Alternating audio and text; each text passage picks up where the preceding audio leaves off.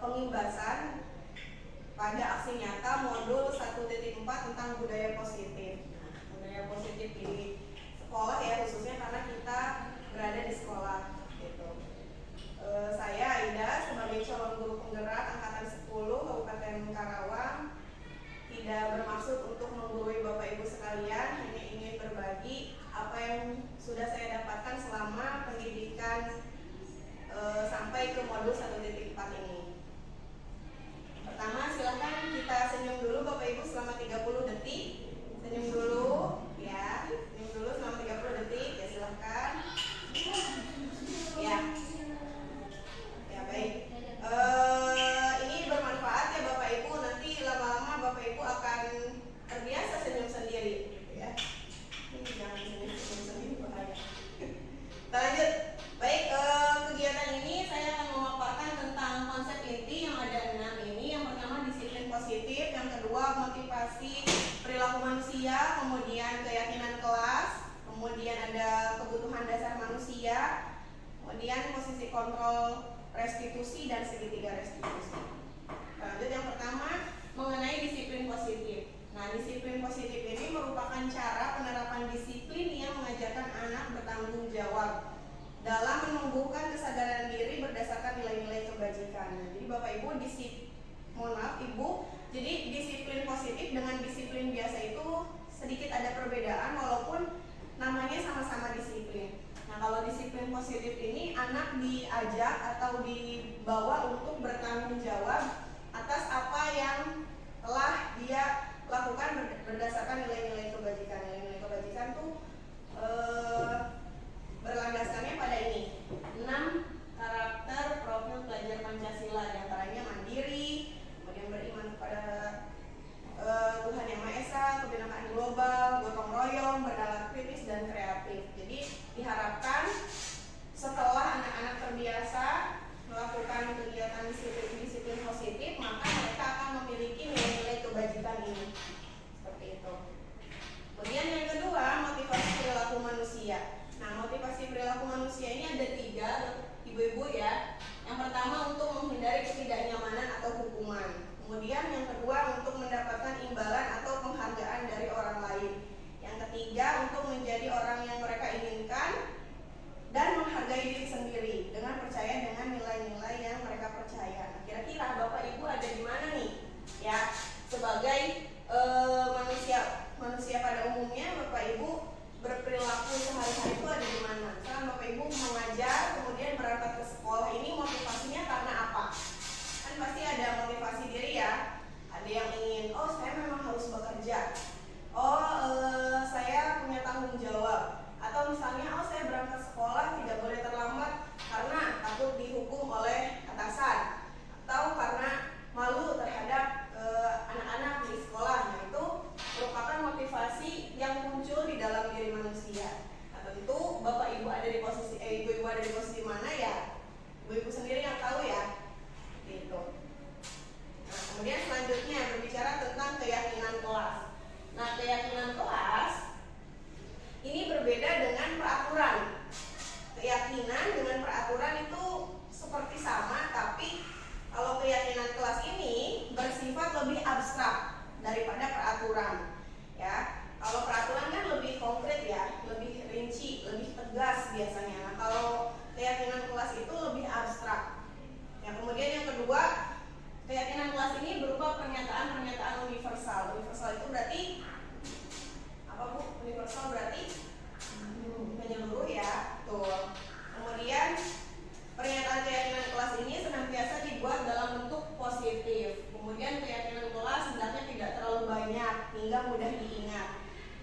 Kemudian keyakinan kelas sebaiknya sesuatu yang dapat diterapkan di lingkungan.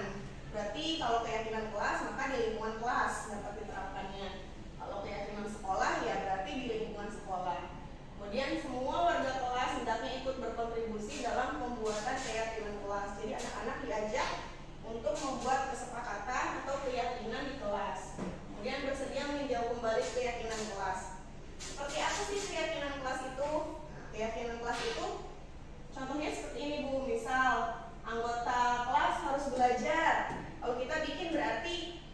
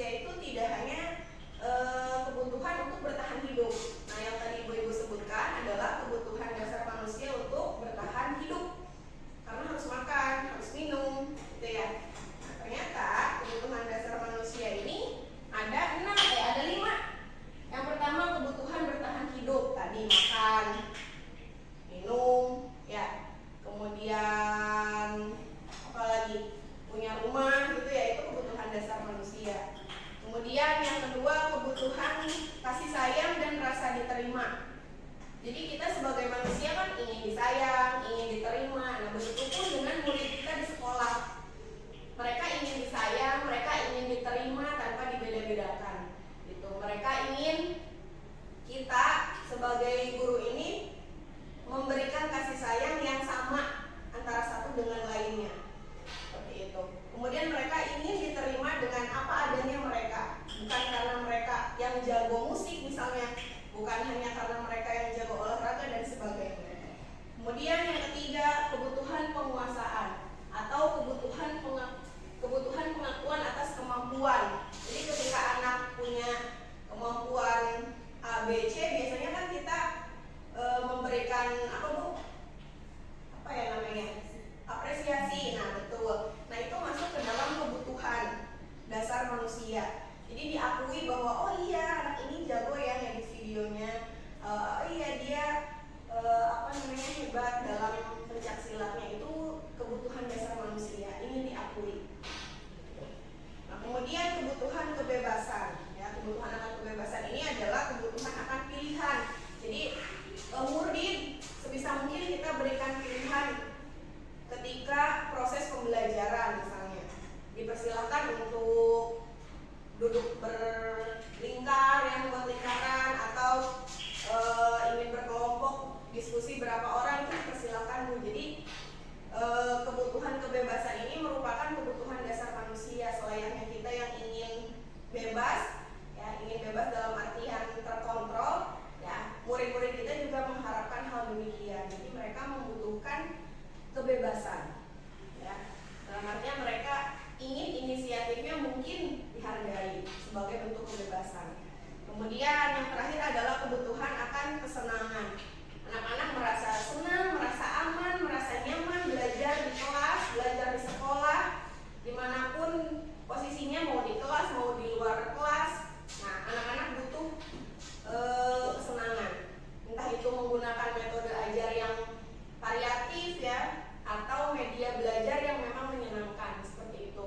Itu tentang kebutuhan dasar. Jadi bukan hanya kebutuhan untuk bertahan hidup. Sejauh ini kebutuhan dasar kita berpikirnya hanya untuk ya makan, minum gitu, tapi ternyata yang lainnya tidak kita sadari merupakan kebutuhan dasar. Seperti itu. Lanjut.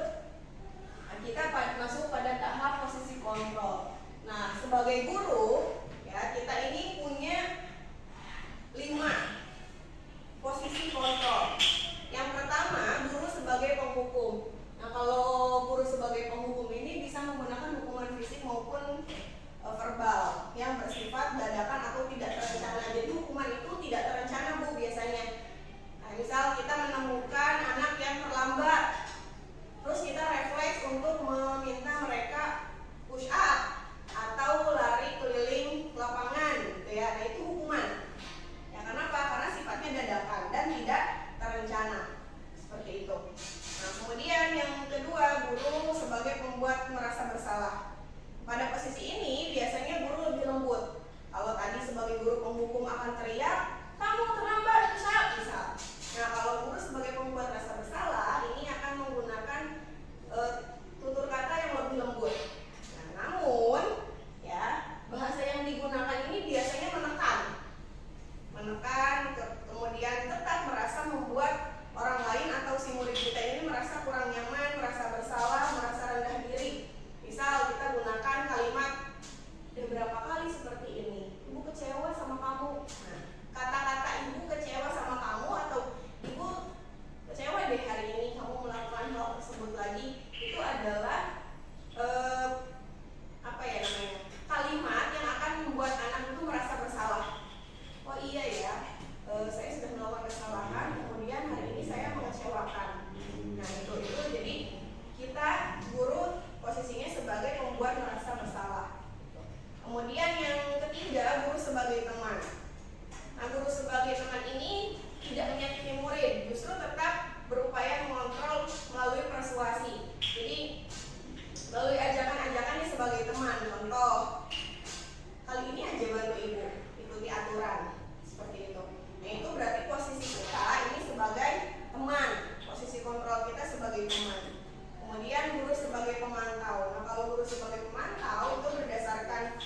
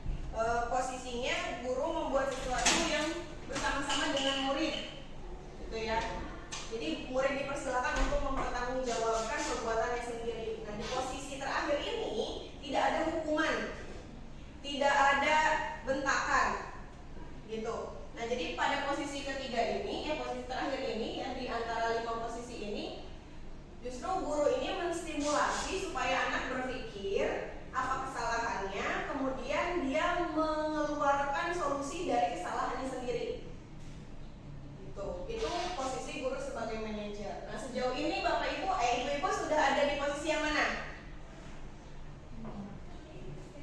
Semuanya Ya, semuanya pernah kita alami ya. Iya, semuanya pernah kita alami. Kita pernah menghukum mungkin ya. Kemudian kita pernah membuat rasa bersalah. Kemudian kita sebagai teman juga pernah. Kita sebagai pemantau, kita sebagai manajer. Tapi Bapak Ibu, sebenarnya ya idealnya dalam posisi kontrol kita sebagai guru, kita ini berada di posisi kontrol guru sebagai manajer. Gitu. Untuk hari ini ya Bapak Ibu, kenapa?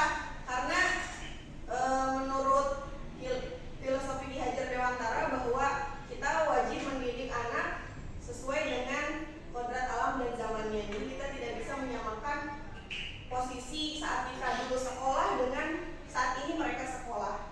Posisi kita dulu sebagai siswa, sebagai murid, kemudian hari ini kita sebagai guru. Maka kita yang harus memahami kebutuhan daripada murid kita. Nah, maka posisi kontrol yang ideal ya pada hari ini sebagai guru adalah sebagai manajer. Jadi guru sebagai manajer artinya kita melakukan pendekatan ya, menstimulasi anak untuk menyadari kesalahan, kemudian bertanggung jawab atas kesalahannya sendiri. Seperti itu. Nah, untuk bisa menjalankan tadi guru sebagai manajer, kita bisa melakukan metode ini. Metode segitiga restitusi. Tadi kan posisi kontrol restitusi yang namanya. Nah, maka untuk menjalankan itu, untuk menjalankan posisi kita sebagai manajer, kita bisa menggunakan metode ini, segitiga restitusi. Ya, segitiga restitusi ini ada 3. Ya, yang pertama langkahnya, yang pertama menstabilkan identitas, kemudian memvalidasi tindakan yang salah, satu lagi menanyakan keyakinan. Nah, di dalam menstabilkan identitas, ya, kita bisa bertanya ya kepada anak murid kita atau siswa kita yang melakukan kesalahan, atau kita bisa meyakinkan bahwa kita sebagai manusia mungkin melakukan kesalahan. Jadi kita stabilkan dulu dia sebagai manusia. Tadi kan dia ingin diperhatikan ya, di kebutuhan dasarnya ingin disayangi gitu, ingin diterima. Nah, maka di langkah yang pertama adalah kita wajib menstabilkan dulu identitasnya. Kita sampaikan dulu bahwa memang kesalahan itu wajar ya, gitu. Kesalahan itu memang pasti pernah dilakukan oleh setiap manusia. Setelah itu, yang kedua kita lakukan validasi tindakan yang salah. Kita tanya, kenapa? Gitu. Kenapa dia melakukan kesalahan itu? Apa penyebab dia melakukan kesalahan itu? Kenapa kok dia bisa melakukan kesalahan itu? Ya, alasannya apa? Gitu seperti itu. Jadi ditanya kenapa dia melakukan kesalahan itu, kemudian alasannya apa? Nah itu ya ada pada posisi validasi tindakan yang salah. Jadi kita memvalidasi bahwa iya dia salah. Itu betul, kita tidak membela dia, kita tahu dia salah.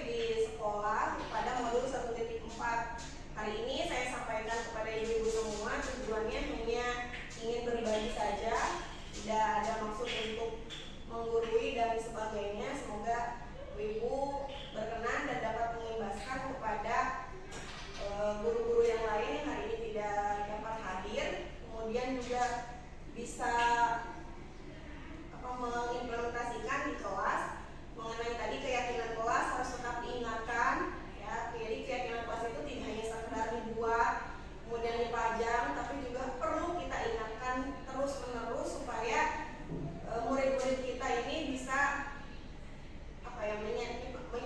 menyepakati juga menjalankan keyakinan kelas yang sudah dibuat tadi. Karena ya memang anak-anak kodratnya harus diingatkan ya ibu-ibu. Jadi kita sebagai guru wajib mengingatkan terus menerus tiap harinya seperti itu. Baik, apabila cukup Bapak Ibu ibu-ibu tidak ada yang ingin didiskusikan, maka saya ucapkan terima kasih hari ini sudah mau berkenan untuk mendengarkan apa yang ingin saya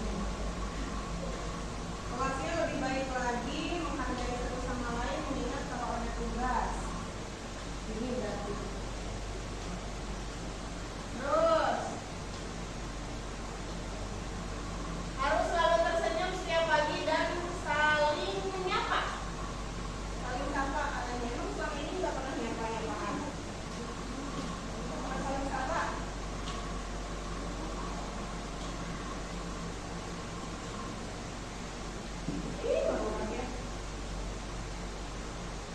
Ya. Ini perilaku. Oke.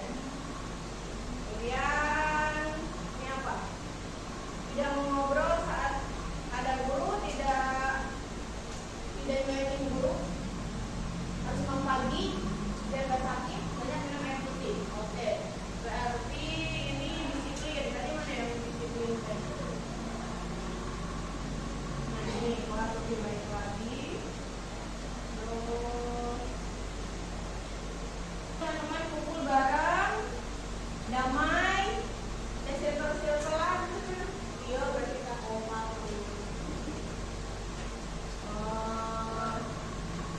Tolong menolong juga maksudnya ke sini ya. Oke. Saling memaafkan. Ingin lebih baik, lebih kompak. Berarti kita kan nggak kompak. Nah, oh gitu ininya ini. Harus datang tepat waktu, ramah kepada siapapun. Tadi senyum, saling menyapa. Nah, ini teman. Saling sapa. Memiliki masalah harus menyelesaikan masalah. Jadwal piket harus diselesaikan, dijalankan, jangan gengsi. Sebulan sekali mengadakan TikTok. Oke. Tidak boleh buang sampah sembarangan ke sini. Tolong menolong, mengandalkan.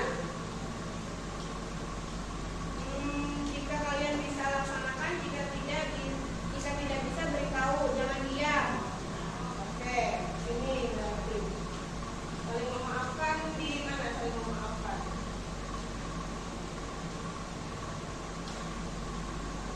Nah, di sini lebih baik lagi. Oke.